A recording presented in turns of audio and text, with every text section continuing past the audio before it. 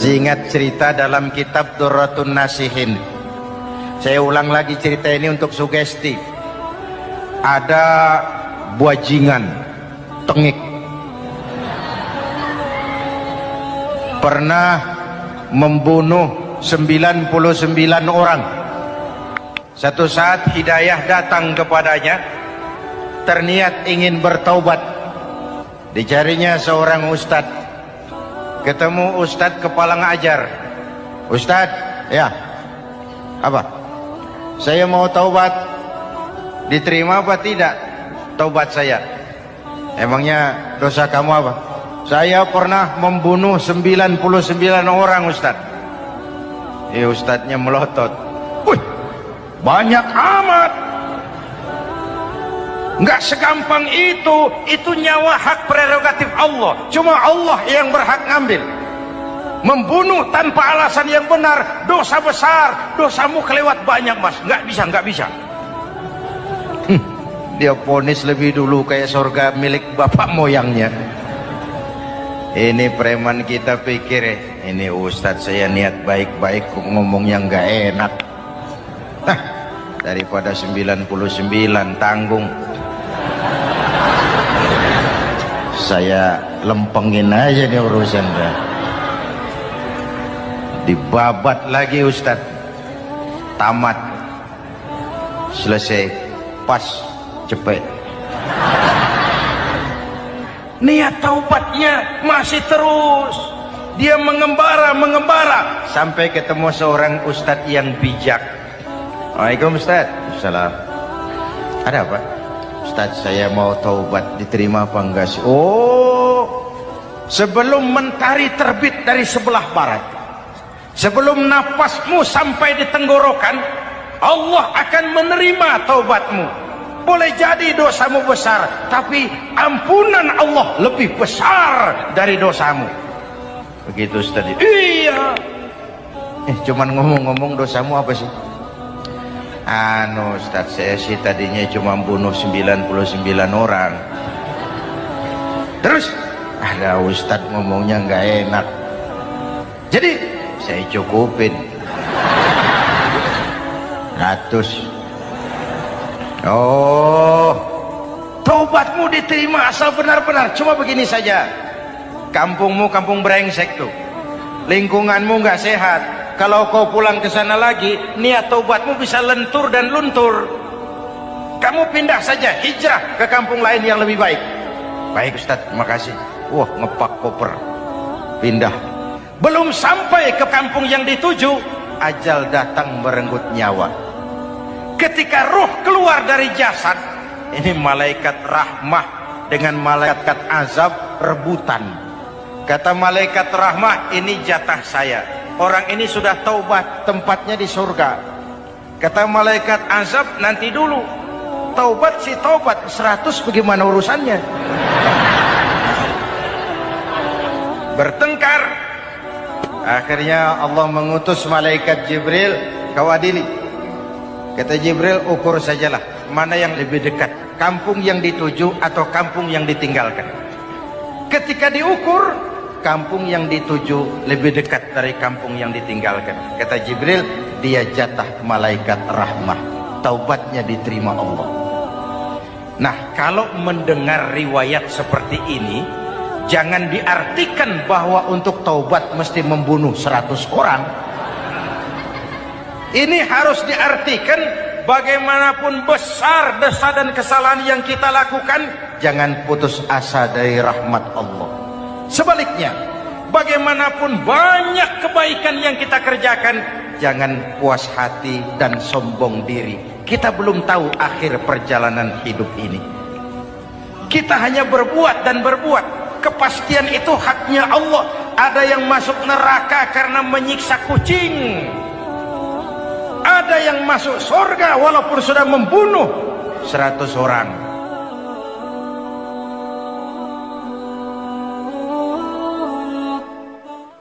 Belum pernah Allah menciptakan makhluk seindah manusia, sesempurna manusia. Belum pernah. Itu di Ragunan makhluk Allah puluhan ribu. Bandingin nama kita, bagus mana?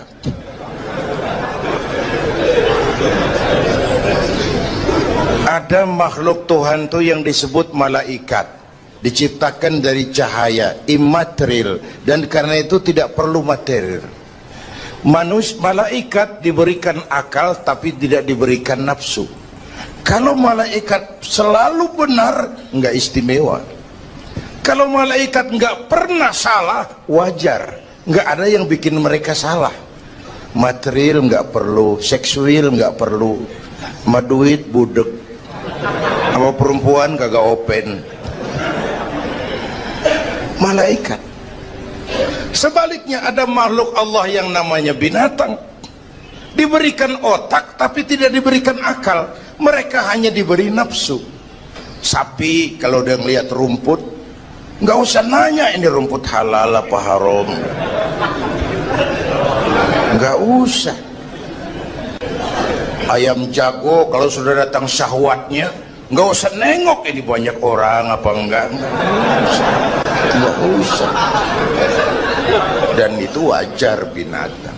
Nah yang ketiga kita manusia, makhluk paling kompleks, diberi akal, diberi nafsu. Tiap hari sejak bangun tidur sampai tidur kembali terjadi pergolakan perjuangan antara bisikan akal dan nafsu. Kadang akal menang, kita naik jadi malaikat, cuman potongannya manusia. Kadang nafsu menang, kita turun lebih kayak binatang, bahkan lebih rendah daripada binatang, lebih buas daripada binatang. Buas-buasnya sapi, makanannya cuma rumput. Manusia kalau sudah buas itu aspal, kabel telepon, minumnya solar,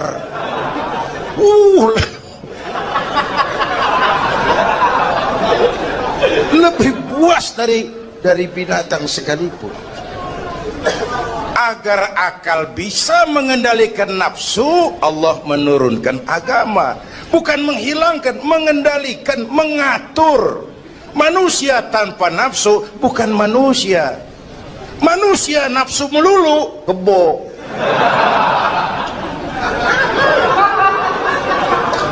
Islam nih, agama nih nggak ngilangin nafsu, ngatur supaya sesuatu pada tempatnya. Jangankan hidup berkehidupan, pakai kopiah saja mesti ada caranya tuh. Ya, ada cara ceramah ya gini, dagang miringin dikit, main gaple begini.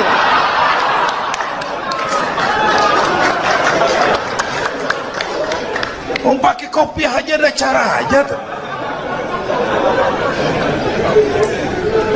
Mengendalikan nafsu itu ditempatkan pada tempatnya, bukan menghilangkan nafsu. Laki-laki perlu perempuan, perempuan perlu laki-laki, itu nafsu. Islam ngatur lewat pintu yang disebut nikah. Maka dalam Islam jangankan orang biasa, kiainya boleh kawin.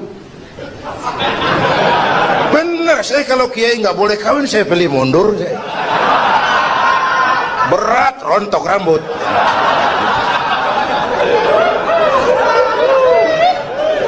Ngatur.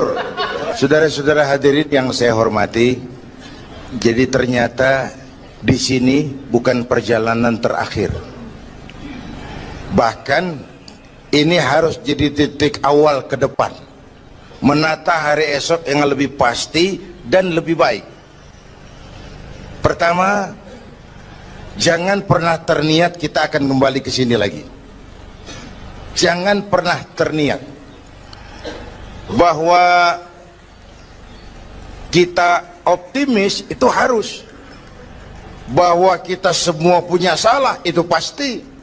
Nih, saya nih, Zainuddin nih, kalau mengharap masuk surga pakai amal yang saya kerjakan sendiri, roman-romannya tipis harapan. Bener. Sholat saya berapa banyak saya tahu, sedekah saya berapa duit saya tahu, sholat saya berapa banyak saya tahu. Terus saya baca sejarah, Nabi Adam dosanya atu, makan buah khuldi. Nabi Adam dosanya atu, dikeluarin dari surga. Kita dosa banyak, pengen masuk. Kan kagak nyambung nih, nggak nyeklek. Untung Allah itu bukan Tuhan pendendam. Allah itu ramah dan penuh rahmah. Manusia, dosamu banyak, coba kau lihat rahmatku jauh lebih banyak. Manusia, dosamu besar, lihat ampunanku jauh lebih besar. Kau nangis di hadapanku, aku senyum melihatmu. Kau berjalan menujuku, aku lari menyambutmu. Sini manusia, sini. Itu yang bikin kita optimis. Allah ramah dan penuh rahmah. Tuhan kita bukan Tuhan pendendam. Jangankan kita nih yang ada dalam Duratan Riyadhus Shalihin itu kan riwayat lama. Ada mbahnya bajingan, tengik lagi. Ini pernah membunuh 99 manusia, 99 orang dibunuh. Bayangin, satu hari datang hidayah, ada keinginan taubat kembali, berangkat dia cari ustadz mau menyatakan taubat. Yang ditemuin ustadz belum tapi matang, masih mengkel. Assalamualaikum ustadz. Salam. Kenapa ustadz, saya mau nanya, apa saya mau taubat, bisa nggak sih? Emang dosa ente apa? Saya pernah bunuh 99 orang ustaz. Oh, ente kelewatan amat. 99 mau gedean itu, susah taubatnya, susah. Enak aja 99 dibunuh, kurang ajar ente. Oh, niat namanya bajingan digituin naik darahnya. Sialan nih ustaz nih. Orang mau taubat kok ngomongnya nggak enak. Gue pikir daripada 99 dengan gue lempengin nih. Akhlakul karimah itu kriterianya itu langsung dari Allah.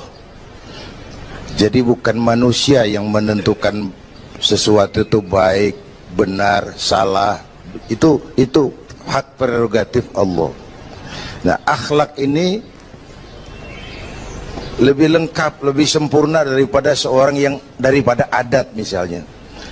Anak muda yang lewat di depan orang tua membungkukkan badan, itu dianggap sudah cukup beradat, tapi belum tentu berakhlak. Niatnya apa dia membungkukin badan? Ngelihat kaki-kaki udah bongkok. Tergantung niatnya itu. Secara adat dia sudah beradat, tapi belum tentu berakhlak, bergantung motivasinya. Oleh sebab itu dalam Islam, akhlak itu 3. Pertama, akhlak kepada Tuhan. Ini yang terpenting dan ini pondasi. Akhlak kepada Tuhan itu intinya 2. Jangan menyekutukannya dengan sesuatu pun, jangan menyembah kecuali hanya kepadanya. Itu berakhlak apa tidak kita kepada Tuhan, kelihatan dari 2 ini. Jangan menyekutukannya dengan sesuatu, jangan menyembah kecuali hanya kepadanya. Itu sumber nilai akhlak.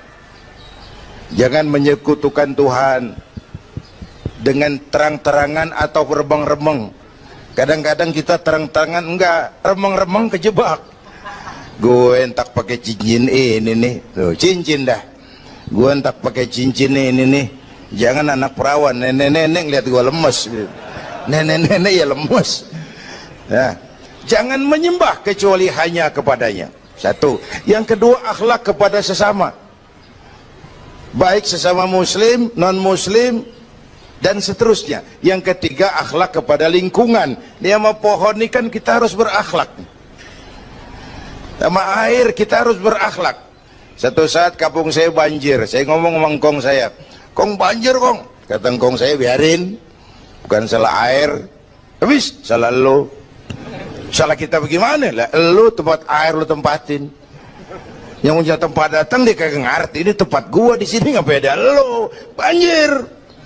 Artinya apa? Di Jakarta ini kita nggak ngasih tempat buat air, pantas dong dia ngayap kemana-mana. Al-Quran mengajarkan, wa tilkal ayyamu nudawiluha bainan nas. Hari itu kami putar di antara manusia. Tidak ada yang tetap, segalanya pasti berubah. Sehingga para filosof bilang yang tetap adalah perubahan. Yang tetap adalah perubahan. Ada saat datang, ada saat pergi. Ada hari dilantik, ada saat menyerahkan jabatan. Ada saat berdiri, ada waktunya duduk. Semua datang dan pergi silih berganti. Dalam proses perubahan itu sering terjadi pergeseran nilai. Ya Bu? Apaan? Serius banget. Emang kudu serius. Dalam perubahan itu sering terjadi yang disebut pergeseran nilai. Sebab apa? Sebab Al-Quran sudah memberikan indikasi. Kalla innal insana la yatgha ar-ra'ahus taghna. Manusia sering lupa diri apabila melihat dia berada dalam posisi yang mapan. Baik kemapanan itu karena kemampuan intelektual, karena kekuatan materi, atau karena faktor kekuasaan. Dikala itu orang sering lentur dan luntur, mengalami proses degradasi. Banyak orang tadinya dengan lantang teriak berantas korupsi, ganyang korupsi, cuma karena belum dapat kesempatan. Begitu dapat kesempatan, korupsinya lebih gila dari yang diteriakin. Ada nggak yang model begitu? Di luar negeri. Di luar negeri, luarnya lagi malah. Terjadi proses degradasi. Makanya saya sih ngarepin ini menteri-menteri kabinet baru kayak yang kemarin dilantik, DPR baru, saya ngarepin waktu dilantik tuh baca doanya nawaitu sauma godin. Niat puasa dulu deh.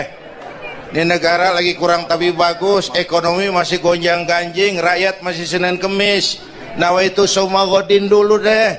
Nunda dulu, nunda tempe boleh abis maghrib. Nunda entaran. Tahu boleh abis maghrib. Menteri mau naik mobil mewah boleh, ntar kalau ekonomi udah mendingan, rakyat napasnya udah pada lega. Nawaitu saum, ini malah dilantik malah Allahumma lakasumtu. Doa buka puasa yang dibaca habis rakus semua jadi.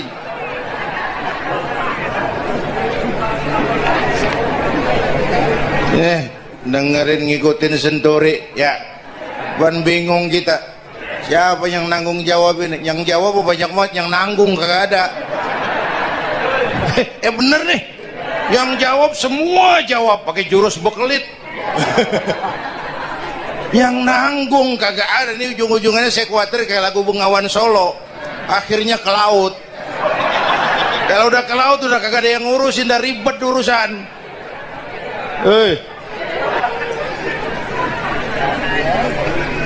Kita ini sekarang banyak yang merasa pinter tapi tidak pinter merasa. Akibat era informasi kita banyak tahu tapi nggak tahu banyak. Coba dong, siapa aja ngomong apa aja diomongin, begitu dia dalemin gue juga katanya. Banyak tahu tapi nggak tahu banyak. Merasa pinter tapi nggak pinter merasa. Orang tuh kalau merasa pinter yang timbul keangkuhan. Tapi kalau pinter merasa yang timbul kebijakan. Ayolah, nah itu sama godin sebentar kok, nunggu maghrib deh. Kalau ekonomi udah beres, rakyat hidupnya udah rada mapan, itu menteri mau pakai mobil mbahnya mewah, masa bodo amat. Ya, dong menteri-menteri di Inggris harga mobil dinasnya 200 jutaan. Padahal Inggris yang bikin Rolls Royce, Inggris bikin mobil Bentley, Inggris bikin mobil Aston Martin. Aston Martin itu merek parfum apa mobil pakai? Hah? Merek parfum apa mobil? Merek mobil bang. Itu Aston Martin yang dipakai James Bond itu. Oh iya iya, punya pakai? Gue juga katanya.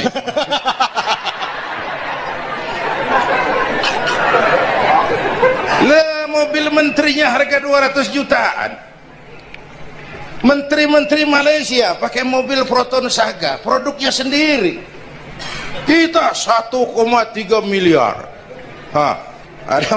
Mudah-mudahan mobil dinas baru ini bisa meningkatkan kinerja saya, kata seorang menteri. Dodol. Apa hubungannya mobil mewah sama kinerja? Apa hubungannya mobil mewah sama kinerja? Kalau memang mental bajai, biar naik Mercy juga selandang-selandang nggak karu-karuan. Mental. Dan ini saya mau bicara, kita perlu stabilitas temperatur batin atas terjadinya perubahan yang membawa pergeseran nilai. Kita harus kayak ikan di laut. Ibu tahu ikan di laut? Tahu? Itu katanya ikan di laut udah Kristen semua. Sebab yang paling gedenya paus.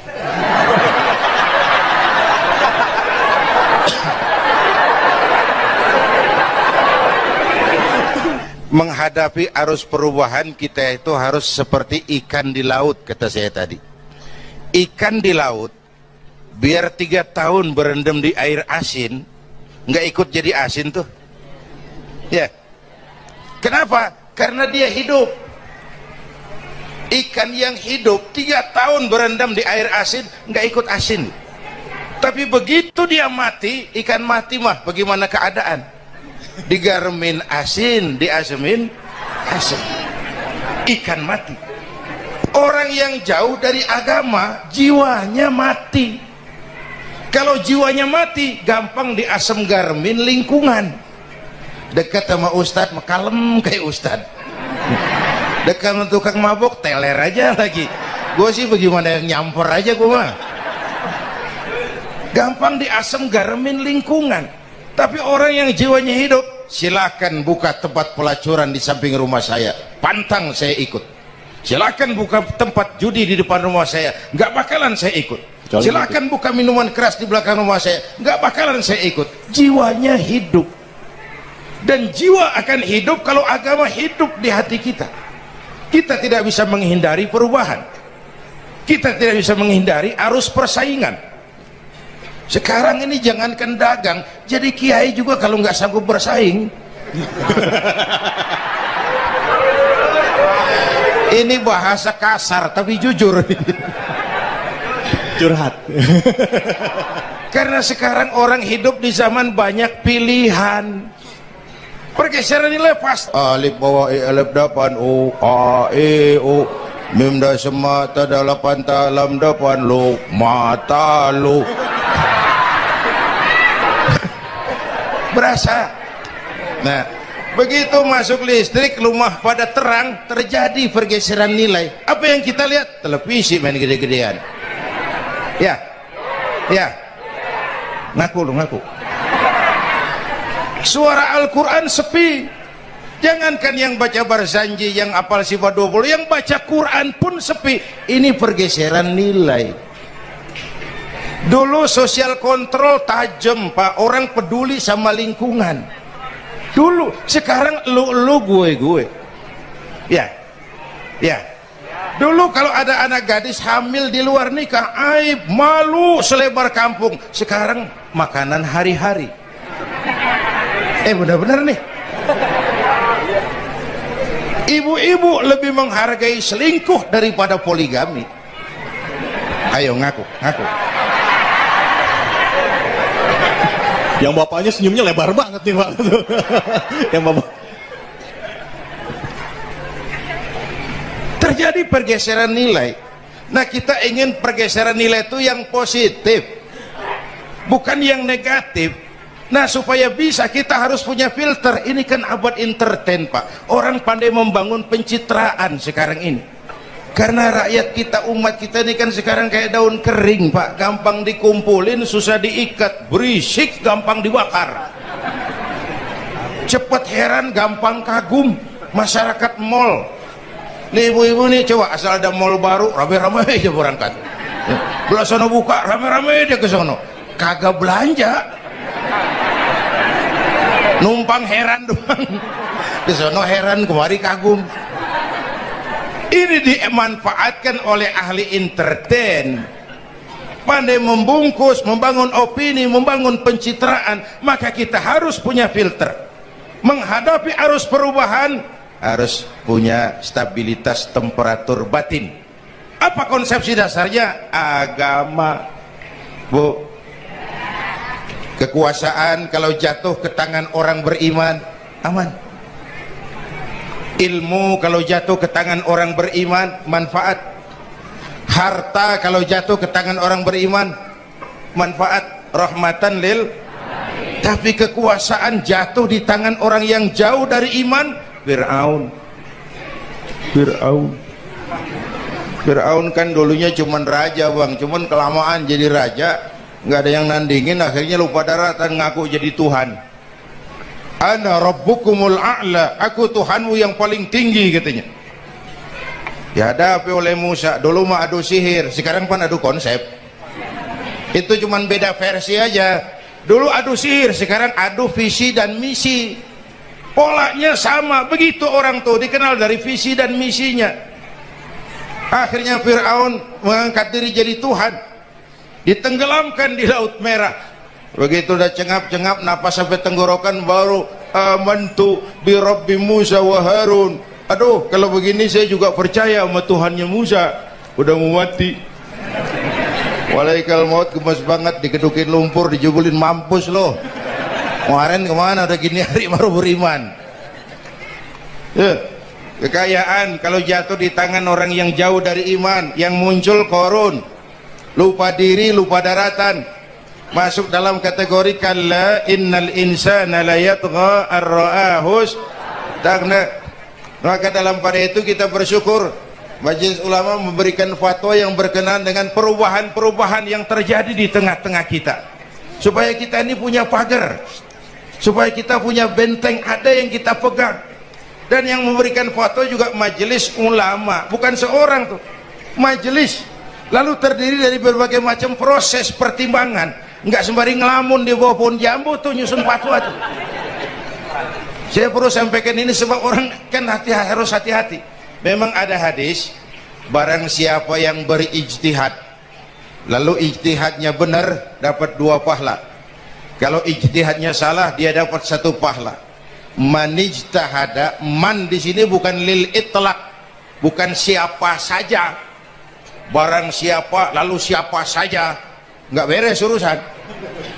Barang siapa yang memenuhi persyaratan untuk berijtihad lalu dia berijtihad, itu yang kalau salah dapat 2, kalau salah dapat 1, kalau benar dapat 2. Jadi manijtama'a fihi syurutul ijtihad, bukan man lil itlaq lalu siapa saja boleh berijtihad lalu lahir fatwa yang aneh-aneh. Tetapi sungguh pun demikian, fatwa Majelis Ulama itu tidak bersifat mengikat. Ini yang bijaksananya. Tuh, dalam Al-Quran Pak, Bu, balik lagi ke ceramah nih. Dalam Al-Quran Allah itu maha bijaksana. Kapan? Coba.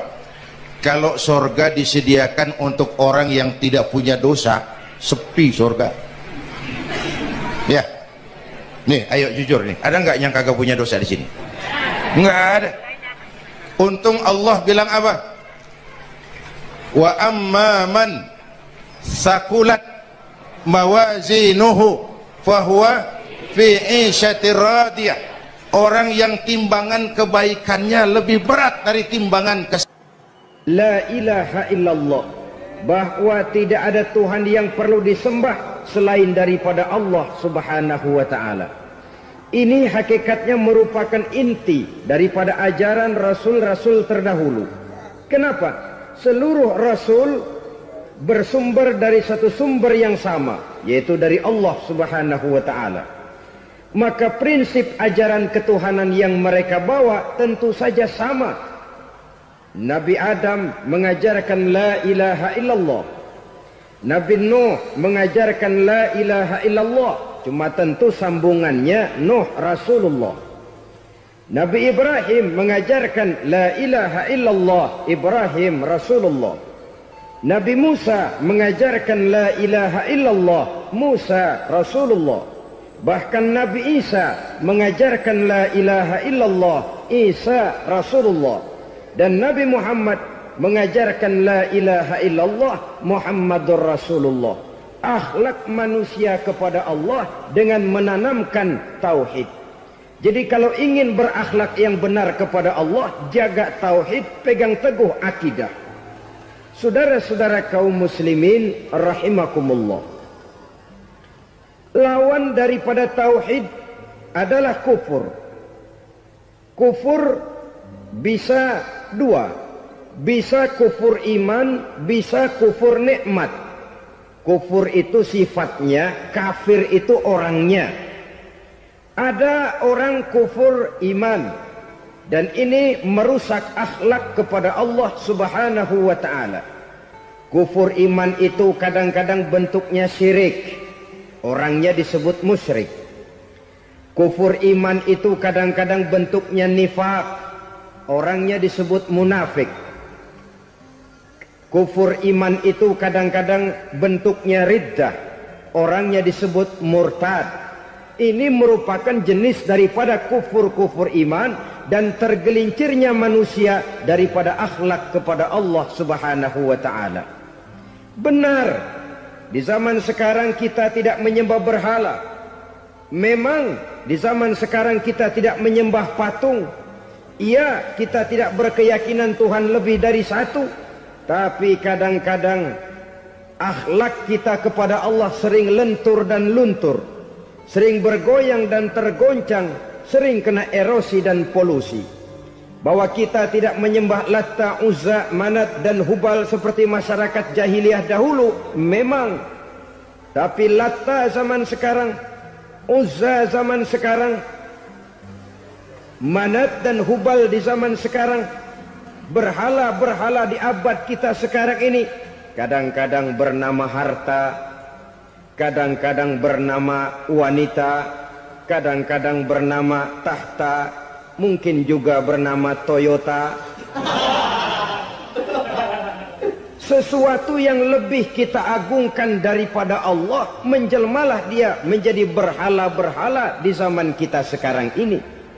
Manakala kita di kantor sudah lebih takut kepada kepala bagian kita daripada kepada Allah, maka Tuhan kita barangkali adalah kepala bagian kita. Manakala kita sudah lebih takut kepada manusia daripada kepada Allah, bergeserlah akhlak kita kepada Allah, mengagungkan manusia dan menomorduakan Allah. Maka di zaman sekarang akhlak kita kepada Allah sering kena erosi, sering kena polusi. Mungkin karena sulitnya lapangan kerja, tingginya tensi ekonomi, persaingan hidup yang makin tajam, sulitnya mencari lapangan kerja, orang kadang-kadang nekat, sedikit pertimbangan, picik pandangan, mudah melakukan potong kompas, sehingga terjadilah perbuatan-perbuatan yang memelencengkan akhlak kita kepada Allah Subhanahu wa ta'ala. Kadang-kadang terjebak mempercayai selain daripada Allah. Kadang-kadang terjebak di dalam mengagungkan yang selain daripada Allah lebih dari yang seharusnya. Terkenalah akhlak kita kepada Allah jaringan-jaringan erosi dan polusi. Kufur sebagai lawanan daripada tauhid merupakan sifat daripada orang yang tidak berakhlak kepada Allah. Bentuknya pertama bisa syirik. Syirik itu artinya meyakini ada Tuhan lain selain daripada Allah. Itu yang namanya syirik. Jadi percaya Tuhan ada, cuman Tuhannya kelebihan. Itu yang disebut syirik, dan itu merupakan cerminan dari akhlak yang rusak kepada Allah Subhanahu wa ta'ala. Berkeyakinan Tuhan lebih dari satu, berkeyakinan bahwa Tuhan itu beranak atau diperanakkan, atau mengagungkan sesuatu sama dengan Allah, atau menjadikan yang selain Allah sebagai tujuan akhir daripada perjalanan kehidupan ini, maka itu sudah terjebak kita dalam musyrik. Dan syirik satu dosa yang tidak berampun. Bahasa kasarnya, yang namanya syirik itu jenis bapak moyangnya dosa. Saudara-saudara, sebab itu saya pesan, kalau memang terpaksa, biasanya yang tinggal di kota-kota besar itu kalau tidak kepengen dosa kan susah. Kalau terpaksa harus bikin dosa, cari yang kecil-kecil saja, yang kira-kira taubatnya gampang. Umpamanya pulang sholat Jumat nukar sendal, umpama, yaitu jelas dosa. Tapi dosa yang taubatnya agak mudah. Jangan sampai terjebak ke dalam syirik, menyekutukan Allah. Kalau sudah menyekutukan Allah, Allah dimadu, murka benar Allah kepada kita. Innallaha la yaghfiru ayyushraka bih wa yaghfiru ma duna dzalika liman yasha. Allah tidak akan memberi ampun kepada orang yang menyekutukannya dengan sesuatu, tapi Allah mau mengampunkan dosa yang selain itu bagi orang yang dikehendakinya. Jadi orang-orang yang sudah terjebak syirik, menyekutukan Allah, meyakini ada Tuhan lain selain daripada Allah, meyakini Tuhan beranak atau diperanakkan, bagaimanapun baiknya mereka di dunia, bagaimanapun sosial jiwanya, bagaimanapun pemurah tangannya memberikan santunan dan pertolongan kepada orang lain, kalau sudah syirik, seluruh nilai kebaikannya akan tidak ada gunanya lagi. Karena tidak ada tempat nilai kebaikan itu bergantung. Sedangkan kita berbuat baik agar diterima oleh Allah.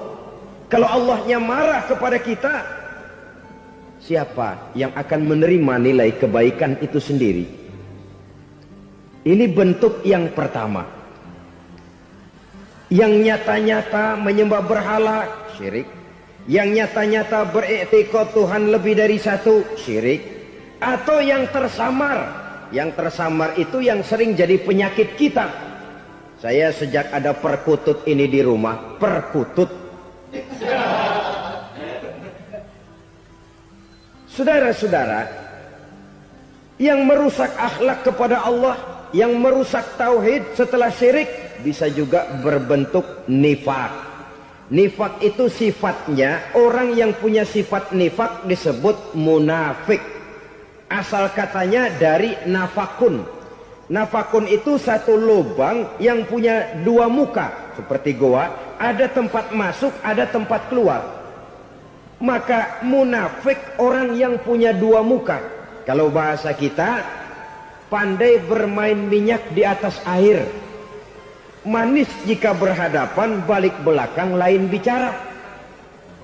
Sehingga apa yang dinamakan nifak, kata Imam Ali Al-Jurjani dalam kitab ta'rifatnya, izharul imanu bil lisan wa kitmanul kufri bil qalbi.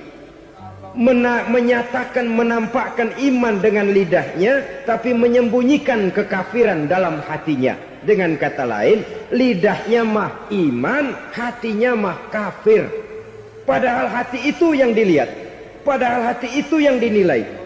Kenapa lidahnya mengaku iman? Ya mungkin karena kepepet, mungkin karena kepentingan, mungkin karena ingin mencari kelemahan orang, lalu dia pura-pura beriman. Tapi sesungguhnya hatinya kufur. Ini merupakan penyakit munafik. Dan terus terang, menghadapi orang munafik jauh lebih berat daripada menghadapi orang kafir.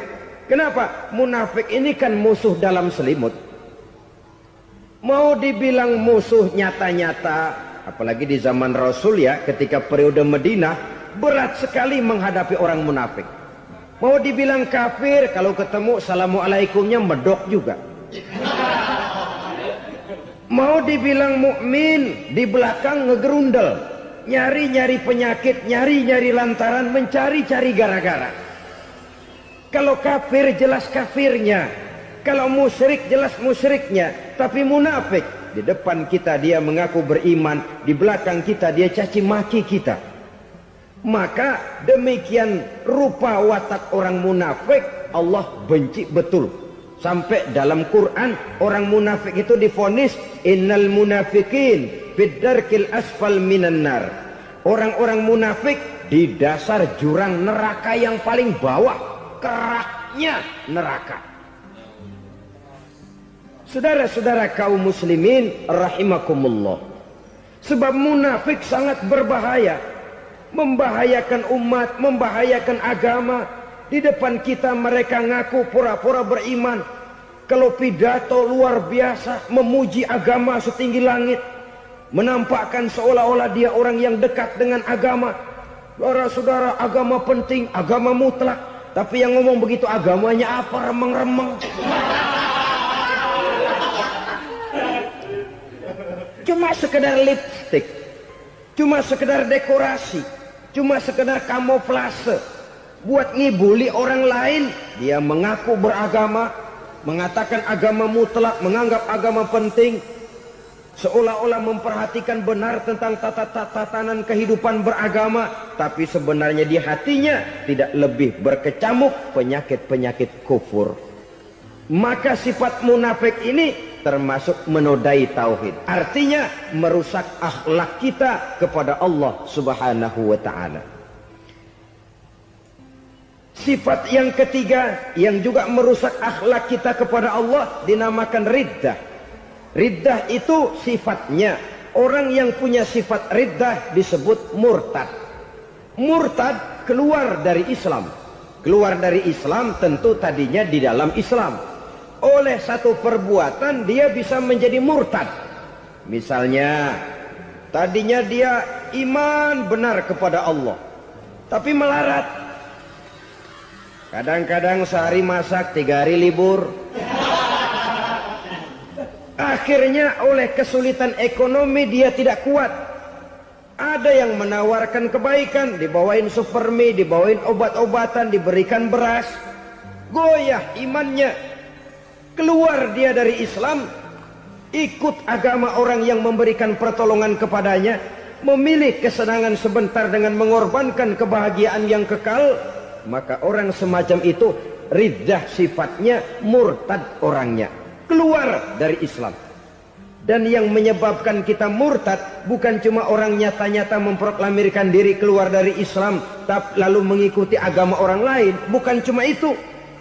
Mengakui ada Rasul lagi sesudah Nabi Muhammad bisa menyebabkan kita murtad. Mengingkari nikmat Allah bisa menyebabkan kita murtad. Meyakini semua agama benar bisa menyebabkan orang menjadi murtad. Meragukan kesempurnaan dan kelengkapan Al-Quran bisa menyebabkan orang jadi murtad. Mengingkari sunnah bisa menyebabkan orang menjadi murtad. Banyak hal-hal yang bisa mendatangkan penyakit riddah dan membuat pelakunya menjadi murtad. Dan ini menodai akhlak kita kepada Allah Subhanahu wa ta'ala. Itu tadi kufur iman, saudara-saudara. Nyata-nyata mengingkari Allah, baik dalam bentuk syirik, nifak, ataupun riddah. Kufur yang kedua dinamakan kufur nikmat. Apa itu kufur nikmat? Sitru nikmatil mun'im au ya'malu fi mukhalafatil mun'im. Menutup-nutup nikmat Allah, atau melakukan perbuatan yang menentang, bertentangan dengan kehendak yang memberikan nikmat. Jadi kufur nikmat pertama, nutup-nutupin Tuhan. Tuhan jalingin. Duit lu banyak amat, dari mana? Gua kerja. Lalu kerjanya nomor 1. Orang yang berakhlak kepada Allah, dia akan menjawab, kamu uangnya kok banyak, dari mana? Rizki dari Allah. Caranya, saya kerja. Kerja itu cara, rizki itu dari Allah datangnya. Bukankah di zaman sekarang kita sering terpeleset? Ini merupakan cerminan dari rapuhnya akhlak kita kepada Allah Subhanahu wa ta'ala. Karena usaha saya memang, karena saya peras keringat banting tulang, tentu. Tapi sadarkah kita bahwa sepanjang yang bisa kita lakukan cuma berusaha, peras keringat banting tulang?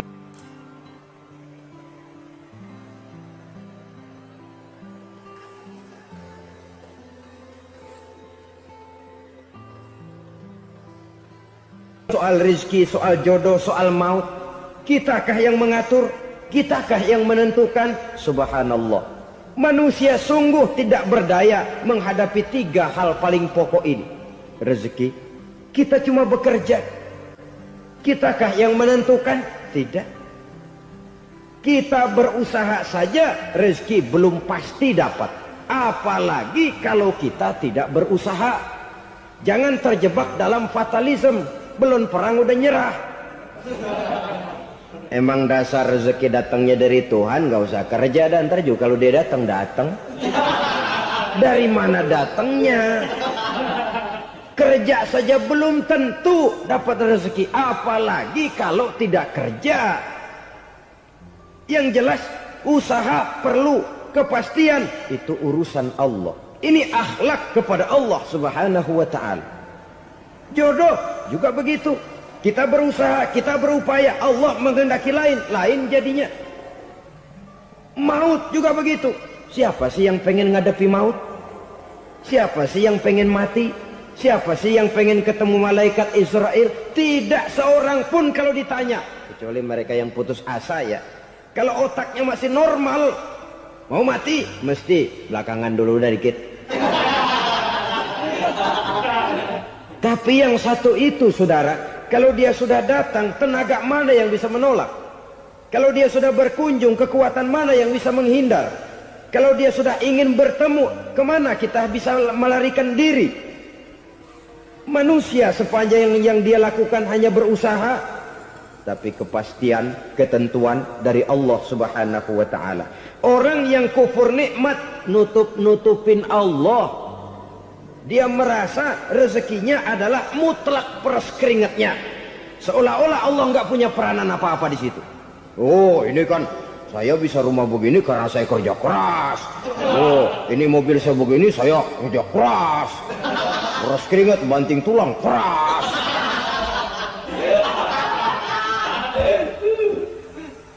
Saudara-saudara kaum muslimin rahimahkumullah. Jadi menutup-nutupi Allah. Akibatnya nanti kalau dia berhasil, Allah ketutupan. Kalau dia gagal, orang lain dicaci maki, dicari kambing hitam. Kambing hitam kan mahal. Karena orang sering cari-cari kambing hitam. Jarang orang mau jujur kalau bertemu kesulitan lalu mencari sebab pada dirinya sendiri. Yang paling enak ya nyalain orang. Lo begitu. Orang lain yang paling enak kita salahin. Au ya'malu fi mukhalafatil mun'im, atau dia melakukan sesuatu yang tidak sesuai dengan kehendak yang memberikannya nikmat. Diberikan kita tangan, mulut sih nggak berhenti, terima kasih Tuhan, alhamdulillah saya dikasih tangan. Cuma nih tangan enteng mat nabokin orang mulu. Itu sudah mukhalafatul mun'im, bertentangan dengan kehendak yang memberikan nikmat. Diberikan harta, mulutnya mah basah, terima kasih Tuhan, alhamdulillah dikasih harta, tapi pelitnya minta ampun. Kikir, koret, medit. Ini juga termasuk kufur nikmat, mempergunakan suatu nikmat bertentangan dengan kehendak daripada yang memberikan nikmat itu sendiri. Saudara-saudara kaum muslimin rahimakumullah. Oleh karenanya kufur iman memang lebih bahaya daripada kufur nikmat. Tapi jangan lupa, kufur nikmat bisa menyeret orang kepada kufur iman. Nah kalau Allah udah dialingin, Tuhan sudah dinomor duain, lama-lama kenapa dia tidak mendewakan dirinya sendiri? Mendewakan pangkatnya, mendewa-dewakan otaknya, mendewa-dewakan kemampuannya. Pada awalnya dia memang cuma kufur nikmat, tapi lambat laun kalau ini tidak diobati, secara pasti orang akan mengarah kepada kufur iman. Bisa berbentuk syirik, bisa berbentuk nifak, bisa berbentuk riddah. Saudara-saudara, oleh karena itu menjaga akhlak kepada Allah mutlak penting. Sebab apa? Kita tidak berakhlak kepada manusia saja, kita dikucilkan dari pergaulan. Kalau kita tidak berakhlak kepada Allah, dikucilkan oleh Allah. Hadis qudsi menyatakan, man lam yashkur ala na'mai wa lam yasbir ala balai falyakhruj min tahtis samai falyatlub rabban siwaya. Kata Allah, siapa orang yang tidak mau bersyukur terhadap nikmat yang aku berikan kepadanya dan tidak mau sabar terhadap ujian yang aku berikan kepadanya, falyakhruj min tahtis samai, persilahkan saja keluar dari kolong langitku. Wal yatlub rabban siwaya, tolong cari Tuhan lain selain daripada aku. Murka Allah, diusir, cuman gak kedengeran aja. Siapa yang tidak mau syukur terhadap nikmatku, siapa yang tidak mau sabar terhadap ujian yang aku berikan kepadanya, persilakan keluar dari kolong langitku ini, cari Tuhan lain selain aku. Langit Tuhan yang punya, Tuhan kita lawan, diusir dari kolong langit, mau pindah ke kolong mana?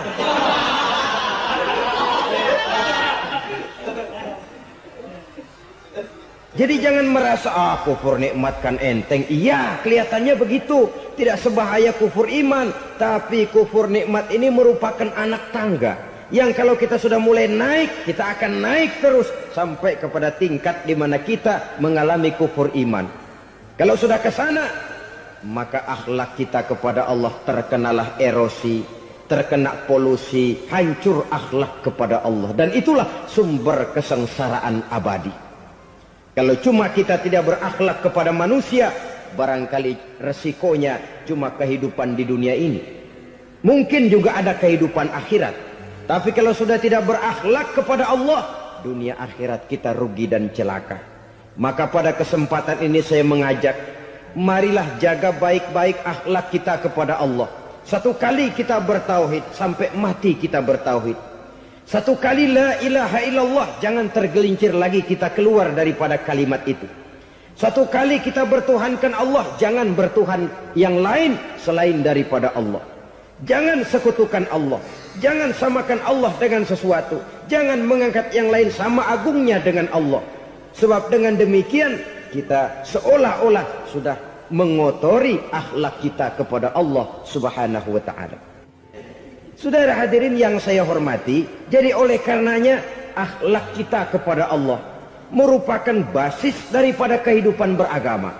Kalau itu sudah mulai rapuh, mulai terkena erosi dan polusi, mulai rusak, dikhawatirkan nanti nilai ibadah kita kepada Allah juga akan turut ambruk karenanya. Saudara-saudara kaum muslimin rahimakumullah, tugas yang kedua, memperbaiki akhlak manusia kepada sesama manusia. Kita tahu Islam sesuai dengan namanya adalah agama damai. Maka akhlak manusia kepada sesama manusia menempati porsi yang penting dalam kehidupan beragama. Bagaimana seorang muslim bergaul, bertata krama terhadap sesama manusia. Mari kita lihat lebih jauh persoalannya. Untuk memudahkan pembicaraan dari kacamata agama, kita kelompokkan saja manusia itu dalam dua. Pertama yang seiman, dan yang kedua yang tidak seiman. Yang tidak seiman itu kita sebut saja kufur atau kafir. Nah, kepada yang kafir pun kita diajarkan untuk berakhlak, apalagi kepada yang memang nyata-nyata seiman, sekeyakinan, seakidah.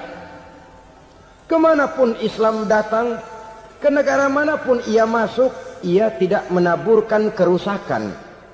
Jadi tidak benar kalau orang pernah itu menggambarkan, saking sentimennya seorang orientalis pernah menggambarkan Nabi Muhammad di tangan kirinya Quran, di tangan kanannya pedang, menggambarkan seolah-olah Islam dikembangkan dengan kekerasan. Sebenarnya tidak sama sekali. Kalaupun dalam sejarah perkembangan Islam pernah terjadi perang, maka perang dalam Islam sesungguhnya apabila kita amati sejarahnya bukan untuk memaksakan agama, karena memang agama tidak bisa dipaksakan, tetapi justru untuk mempertahankan agama dari segala macam hambatan, rintangan, hinaan dan fitnahan. Tapi kemanapun yang jelas Islam masuk, dia tidak pernah membuat kekacauan, kerusuhan ataupun penghancuran.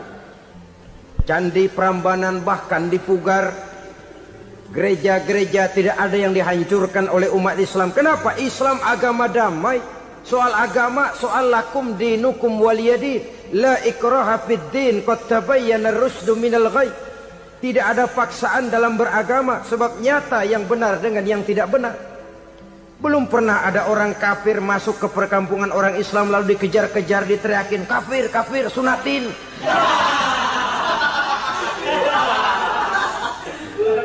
Belum pernah. Kenapa? Islam menghormati orang lain agama. Nah, yang kafir ini macam-macam, saudara. Ada kafir harbi. Nah, ini kafir kerok. Ini kafir yang nyata-nyata memproklamirkan permusuhan kepada umat Islam. Nyata-nyata mengganggu ketenangan umat Islam. Kafir yang seperti ini yang boleh diperangi. Misalnya kita mau sembahyang Jumat dijagain. Nggak boleh sembahyang Jumat, getok palanya. Kafir harbi artinya tantangan perang datang dari mereka, bukan kita yang mulai, mereka yang buka front. Prinsipnya umat Islam tidak boleh mencari-cari musuh, tapi pun tidak boleh lari kalau ketemu musuh. Musuh jangan dicari, ketemu jangan lari. Karena itu kesan seolah-olah umat Islam ini teroris, umat Islam ini destroyer, umat Islam ini sering menimbulkan keonaran, kerusakan. Sungguh satu fitnahan yang sangat keji. Umat Islam adalah umat yang cinta damai. Islam di masa perkembangannya masuki Eropa melalui Selat Gibraltar, Jabal Tariq, memasuki Spanyol. Islam tidak pernah meruntuhkan gereja. Islam tidak pernah membunuh orang-orang Nasrani. Bahkan Islam mewariskan peradaban dan kebudayaan yang begitu tinggi nilainya di bidang ilmu pengetahuan. Sampai ketika itu Barat banyak mengkaji ilmu pengetahuan dari dunia Islam. Buku-buku berbahasa Arab diterjemahkan ke bahasa Yunani, dipelajari oleh para cendekiawan di negeri Barat sana. Mereka mengambil manfaat yang banyak dari masuknya Islam ke Eropa. Sementara gereja tetap berdiri dengan megahnya. Kuil-kuil tempat peribadatan tidak satupun yang diusik-usik. Kenapa? Islam agama yang cinta damai. Asal dia tidak diganggu, asal kehormatannya tidak dihinakan. Jadi kafir harbi, kafir yang nyata-nyata nantang perang, ngajak berkelahi. Itu kafir yang nyari penyakit. Kafir harbi ini boleh diperangi dengan catatan mereka yang memang mulai. Yang kedua kafir zimmi. Kafir zimmi, kafir yang hidup di tengah mayoritas muslim, tapi mereka mau hidup dengan aman, damai, tenang. Mereka wajib dilindungi. Bahkan Nabi pernah memberikan satu jaminan, man aza zimmiyan faqad azani. Siapa yang mengganggu orang kafir zimmi sama saja dengan mengganggu saya. Kehormatannya dijaga, harta bendanya dilindungi, anak istrinya pun dilindungi. Dan ini jadi kenyataan. Saudara bisa lihat di negara-negara yang mayoritas penduduknya beragama Islam, orang-orang kafir di luar Islam hidup dengan tenang, aman, damai. Di Saudi Arabia, di luar tanah haram, di luar Mekah dan Madinah, banyak orang-orang kafir mencari nafkah. Mereka tenang, aman, dilindungi undang-undang. Begitu di Mesir, begitu di negara Indonesia yang berdasarkan Pancasila ini. Kehidupan beragama menimbulkan gairah, rukun, tenang, aman, damai, sepanjang tidak saling ganggu, tidak saling usik, menghargai orang yang sudah beragama, tidak menjadikan penganut suatu agama sebagai sasaran dari dakwah agama lainnya. Saudara-saudara kaum muslimin rahimakumullah. Jadi memang oleh Al-Quran kita dianjurkan asyidda 'alal kuffar ruhama bainahum. Tegas kepada orang kafir, kasih sayang kepada sesama muslim. Tapi tegas bukanlah berarti marah-marahan, bukan berarti musuh-musuhan, bukan ngajaki perang. Tegas dalam arti punya garis tentang kehidupan beragama, lakum dinukum waliyadin. Soal kehidupan sosial, mari kerjasama. Bangun jalan, ayo rame-rame. Siskamling, mari bebarengan. Bikin puskesmas, mari sama-sama. Tapi kalau sudah soal agama, itu tidak perlu ada toleransi agama. Yang perlu toleransi antar umat beragama. Kalau umatnya mau kerjasama silakan, tapi tidak menyangkut soal ibadah. Jangan kerjasama di bidang ibadah. Itu kerjasama yang salah pasang, saudara-saudara.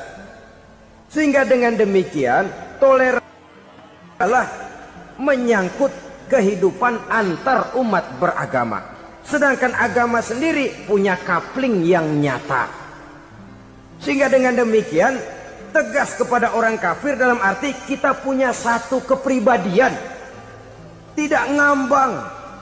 Enggak, lalu kalau ditanya orang, sebenarnya agama lu apa sih? Ah, gua mah gimana musimnya aja. Agama pakai musim kayak rambutan. Akhirnya ya begitu, musim-musiman. Ke masjid kelihatan, ke gereja hayo, ke candi nongol, ke apa? Bingung malaikat bagaimana nyatetnya nih bocah ini. Di mana aja ada. Kita punya satu kepribadian. Saya Muslim dan garis saya ini, lakum dinukum waliyadin. Bagi Tuhan persilakan agama Tuhan, bagi kami agama kami. Kami hormati Tuhan, Tuhan hormat kepada kami. Tapi soal agama, couplingnya jelas. Kerjasama, mari urusan muamalah, bidang sosial.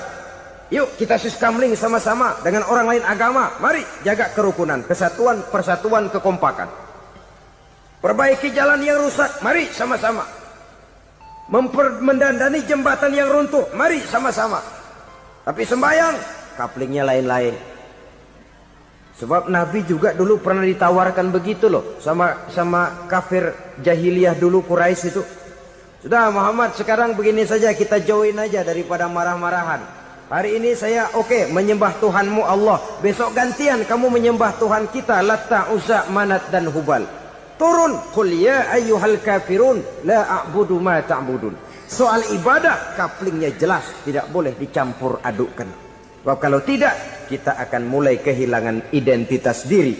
Dan disitulah krisis kehidupan keyakinan beragama dimulai. Dari krisis identitas. Hujan gede kan mulainya gerimis dulu. Di mana-mana ya gerimis dulu. Gerimis makin lama makin gede. Kita akan mulai dengan kehilangan identitas diri.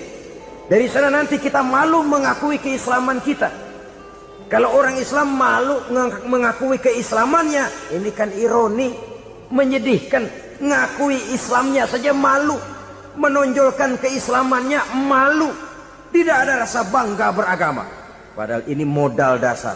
Hanyalah dengan rasa bangga beragama kita lalu konsekuen. Bukan bangga yang tidak konsekuen. Wah, pokoknya kan gua kan Islam. Agama yang paling benar. Tapi hidupnya sendiri jauh dari tuntunan Islam. Itu bangga yang tidak beralasan. Bangga yang tidak perlu dibanggakan sebenarnya. Kebanggaan yang membuat kita konsekuen dan dekat dengan kehidupan beragama. Jadi dengan demikian saudara-saudara, kepada non-muslim kita juga harus berakhlak. Bukankah ini sudah dicontohkan oleh Rasul? Bagaimana beliau disambiti orang di Taif, yang menyambiti malah didoakan. Bagaimana Suraqah mau membunuh beliau, malah Suraqah didoakan. Bagaimana Abu Jahal dan Abu Lahab saking mangkalnya. Ini Abu Jahal pernah gali lubang di kamarnya sendiri, di depan tempat tidurnya. Setelah dia gali lubang, ditutupin pakai keraras korma. Lalu dia tarik selimut, belagak meriang. Dia pesan pesuruhnya, bilangin Muhammad encangnya meriang. Pamannya sakit, minta ditengokin. Nabi dengan segala husnuzonnya berangkat nengokin. Abu Jahal dari balik selimut ngintip. Ah, itu dia Muhammad, itu dia tuh. Dia tuh masuk dah nih, masuk. Mulai dia jalan, senang Abu Jahal. Ah, terus. Begitu ke pelosok, masuk ke lubang, gue pendem terus dah. Memang niatnya mau mencelakakan Nabi. Sudah tinggal beberapa langkah lagi Nabi akan berjalan ke arah lubang itu. Malaikat Jibril ngasih tahu, Muhammad, Abu Jahal pamanmu cuma pura-pura sakit. Di depan tempat tidur itu ada lubang sudah dia gali untuk menjerumuskan kamu. Sudah, balik pulang. Balik badan Nabi. Sudah hampir mau melangkah, kakinya malah muter pulang. Abu Jahal yang ngelihat Nabi sudah hampir jatuh, nggak jadi, balik pulang. Lupa kalau lagi sakit. Udah Muhammad buruan sini. Ke pintu dia kejar, dia lupa sama lubang yang dia gali. Begitu dia kejar, dia yang kepelosok masuk ke dalamnya. Sejak saat itu ada pepatah, man hafara hufratan waqa'a fiha. Siapa yang suka nggali lubang, dia sendiri bakal terpelosok ke dalamnya. Jatuh dia ke lubang yang dia gali. Padahal ya paling banter 2 atau 3 meter paling dalam. Dari dalam lubang itu dia teriak-teriak, Muhammad, tolongin, pamanmu kecebur. Kasih tahu Muhammad, kasih tahu. Datang lagi lah pesuruhnya, Muhammad, pamanmu Abu Jahal kecebur, minta tolong diangkatin. Sudah diulur tambang, habis sambung lagi, nggak bisa sampai. Masa iya, cuma kamu yang bisa nolong? Apa yang dilakukan Nabi? Balik mau nolongin. Akhlak. Kita kalau ada orang gali lubang buat nyeburin kita, dia sendiri yang kecebur. Gorok gua kagak lemin loh. Mati sekalian dah. Nabi mah enggak, balik nolongin tuh Abu Jahal. Kenapa paman kecebur? Iya Muhammad, tolong, tambang udah diulur-ulur, sambung-sambung nggak sampai. Aduh kasihan paman, nih pegang tangan saya. Nabi cuma ulurin tangan, nyampe dipegang oleh Abu Jahal. Diangkat ke atas. Nyampe atas, apa kata Abu Jahal? Tambang bergulung-gulung nggak nyampe, kamu cuma pakai tangan doang kok bisa Muhammad, hebat banget sihirmu. Mukjizat dia bilang sihir, udah ditolongin nyelak lagi, kan yang enak kita injak palanya. Orang dulu bilang wah katanya nolongin anjing kejepit. Udah selesai ditolongin malah yang nolong digigit. Saudara hadirin yang saya hormati, kepada orang-orang kafir kita harus berakhlak, menghormati mereka, tidak memaksakan satu keyakinan dalam batas-batas yang ditolerir oleh agama, yaitu pada masalah-masalah sosial dan muamalah. Itu kepada non-muslim. Apalagi kepada sesama muslim. Baik akhlak kepada orang tua, akhlak kepada guru, akhlak kepada jiran atau tetangga, itu semua termasuk dalam akhlak kepada sesama manusia. Akhlak kita kepada orang tua, kadang-kadang kita orang timur ini ketularan orang barat. Engkongnya dianggap CS. Salaman main kedet aja, halo kong. Engkongnya berhalo di bengong.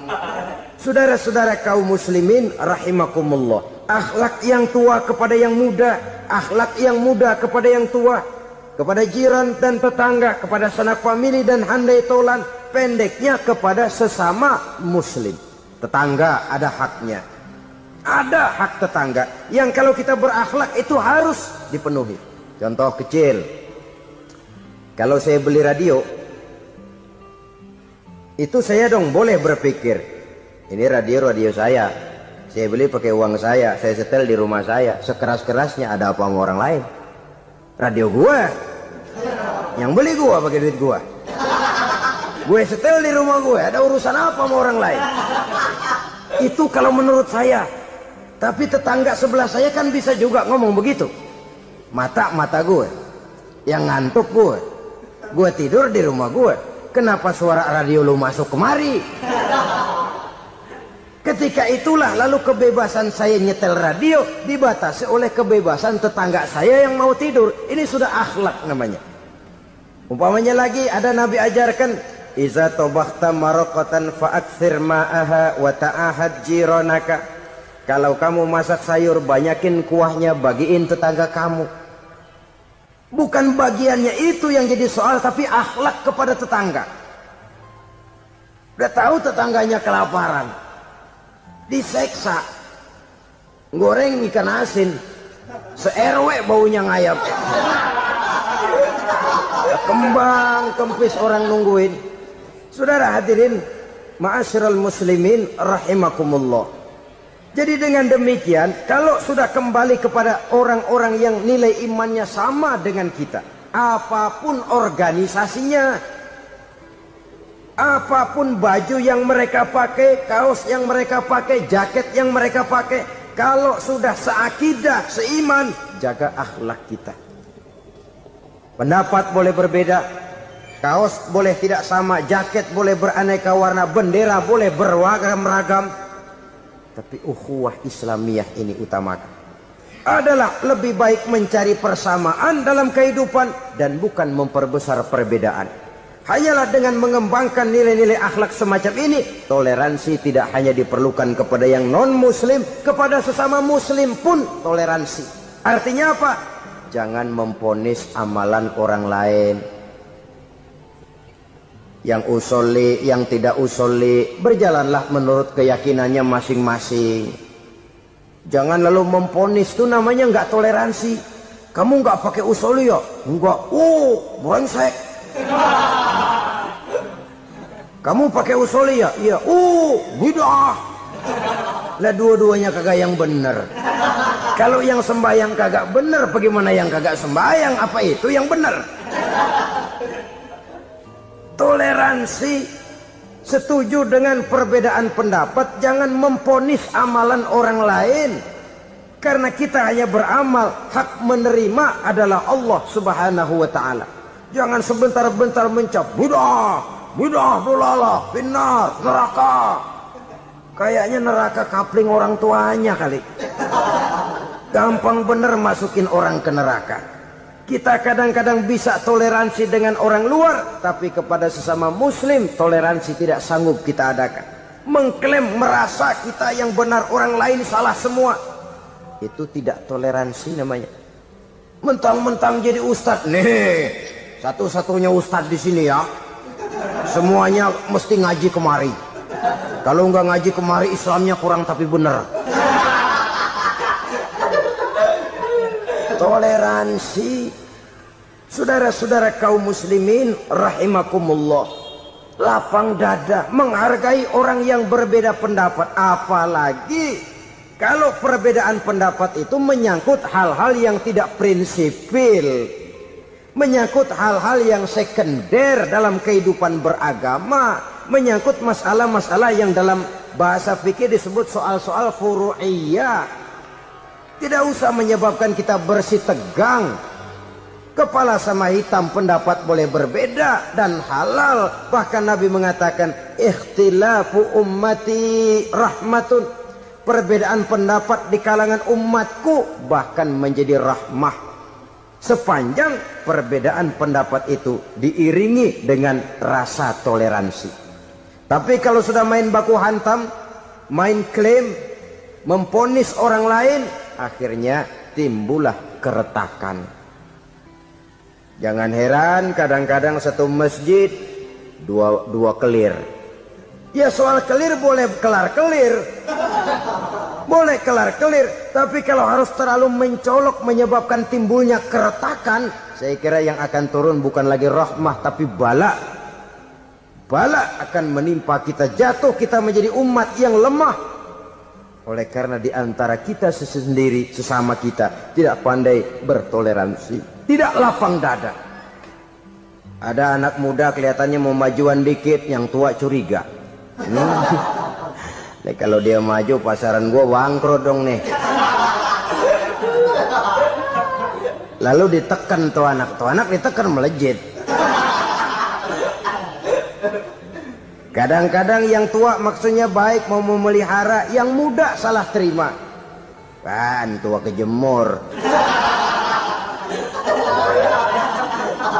Dari dulu sampai sekarang gitu-gitu doang. Anak kemajuannya. Padahal yang tua barangkali maksudnya juga baik, mau memelihara.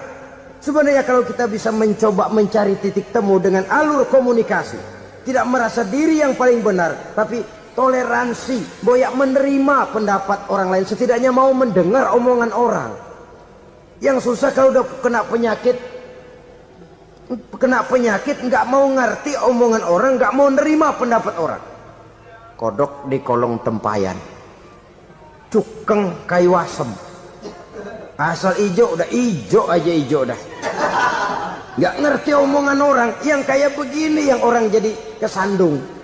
Oleh karena itu saudara-saudara, alangkah nikmatnya kehidupan ini. Apabila kita menyadari kita ini ummatan wahidah, satu umat yang satu, yang diikat dengan akidah. Kalau kepada yang non muslim saja kita diajarkan untuk berakhlak, apatah lagi kepada yang seiman, seakidah, sekeyakinan. Wajarkah perbedaan pendapat yang kecil-kecil lalu menyebabkan kita bertolak belakang, cerai-berai, centang perenang? Bila bertemu di jalan yang satu menyisih ke kiri, yang lain menyingkir ke kanan. Kalaupun juga bercampur di tengah kumpulan orang banyak, persis air dengan minyak. Yang atu melengos, yang atu madep mojok.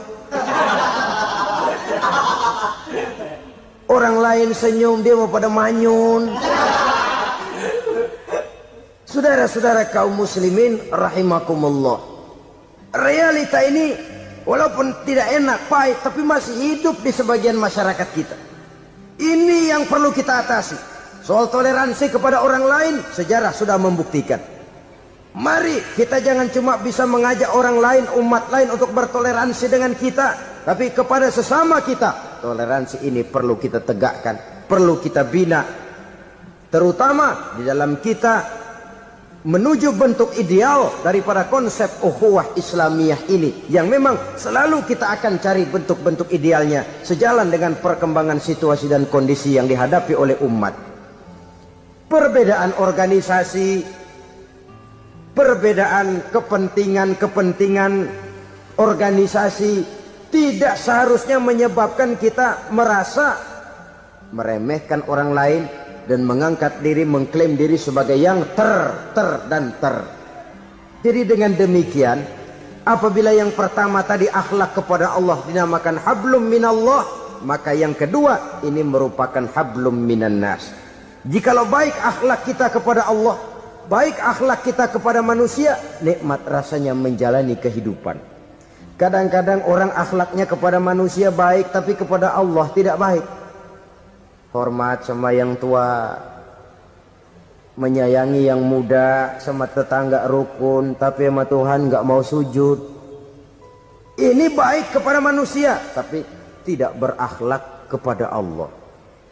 Atau sebaliknya, sujudnya sama Allah mah tekun, bener khusyuk, bahasanya juga fasih, luar biasa. Tapi sama manusia sombong, takabur, ujub, merasanya dia doang yang paling benar. Sebab iblis itu ya, itu kadang-kadang datang lewat hati dan memang selalu markasnya di situ. Kalau dia tidak bisa menggoda kita dengan yang lain, dia tumbuhkan sifat ujub. Dia bisikin, wah memang di kampung ini yang paling banyak ibadahnya ente. Yang lain mana, lihat tuh kerocok semua. Lalu di hati orang itu tertanam sifat iya ya. Nah tatkala iya ya, dia sudah terkena serangan iblis. Akhirnya apa? Orang lain diremehin. Asalnya kagak mau sembahyang aja diajak salaman udah najis aja dah. Ketemu juga mukanya ditekuk 4. Akhirnya bukan ngajak malah ngenyek, ngina. Lah orang dihina makin jauh, makin tidak tersentuh. Bukan cara itu yang diajarkan oleh Rasul. Bahwa orang tidak mau sholat, tugas kita mengajak. Soal dia tidak sholat, ya itu dosa dia kepada Allah. Saudara-saudara kaum muslimin, ujub disuntikkan oleh iblis ke dalam hati kita. Sujudnya kepada Allah benar, tapi akhlaknya kepada sesama manusia merasa paling benar sendirian, merasa orang lain salah semua. Pokoknya kalau di luar lingkungannya udah kagak bener aja udah bahaya. Saudara-saudara, ini juga penyakit yang disuntikan oleh iblis. Sebab iblis itu tipu dayanya luar biasa, strateginya lihai. Makin tinggi kualitas iman, ya makin berat upaya iblis untuk menjerumuskan kita. Karenanya saya mengajak, marilah kita bertoleransi, baik kepada non muslim, lebih-lebih lagi kepada sesama muslim yang kebetulan berbeda baju, berbeda kaos, berbeda organisasi, lain bendera yang dibawanya. Tapi toleransi mari kita canangkan. Kita terikat oleh ukhuwah Islamiyah. 2. Yang ketiga, akhlak manusia kepada makhluk Allah lainnya di luar manusia. Saudara-saudara, dengan berakhlak kepada Allah, berakhlak kepada sesama manusia, berakhlak kepada makhluk Allah di luar manusia, baik flora maupun fauna, maka mudah-mudahan akan terciptalah satu ekosistem.